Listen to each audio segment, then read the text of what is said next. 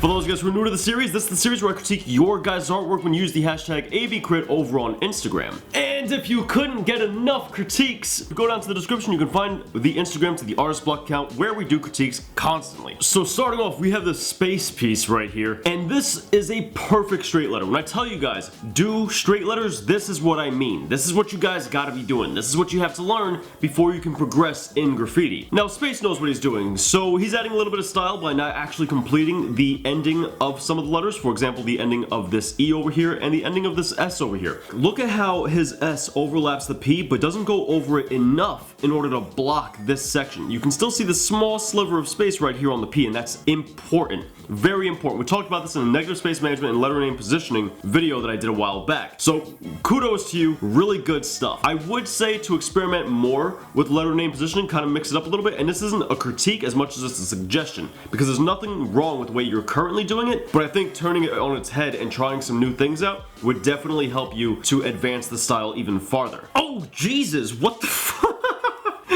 Yo, why you hit me with that Momo challenge, man? I'm not trying to do this. I didn't call the phone number. Get this out of my hashtag. Boy, you trying to get me killed.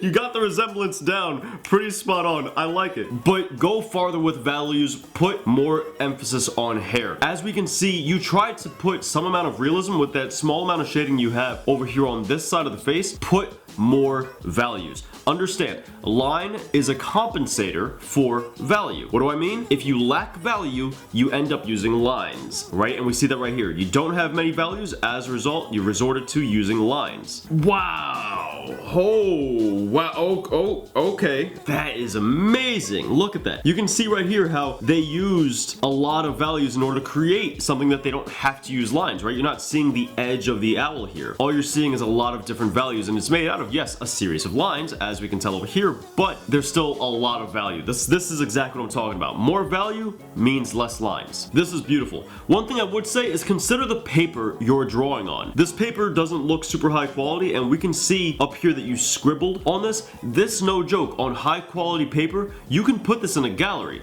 You can sell stuff like this. Like, I've seen it done. I've literally seen it done. Draw this on nice paper, put a frame on it, and you're set to go, man. Take better care of your artwork. Is that so much a critique? Also, I would recommend establishing your details more. Don't get so muddy with your values. You are using ballpoint pen, so it's very easy to lose some of that, because ballpoint pen, at least I find a little bit harder to control. But you can see right here, you're losing a lot of these details that you didn't lose over here. So get better control with the medium and focus on having more values. More values would do you really good. Also, start thinking about backgrounds, man. Definitely start thinking about backgrounds. I think that's the next step for you. Now, this one hurts me. This one hurts me, man. I don't want to say this about this, but keep it simple. The colors you did on this, like the color scheme looks beautiful. The 3D is great. The drop shadow on the 3D, albeit wrong in some areas, for example, being at the top up here when it should have been at the bottom. It's still such a beautiful piece, man, but the letters just are not there. And looking at your other work, like, you have good artwork, but you have to practice letter structure, negative space management, letter name weight, flow, and letter name positioning. You have to practice those things. And start applying your fine art knowledge to graffiti, because these forms are not correct. And you absolutely need fine art fundamentals in order to be able to do any form of 3D graffiti, be it 3D graffiti like Dane, like PETA, like Odith, or like what I do. So start applying that knowledge of form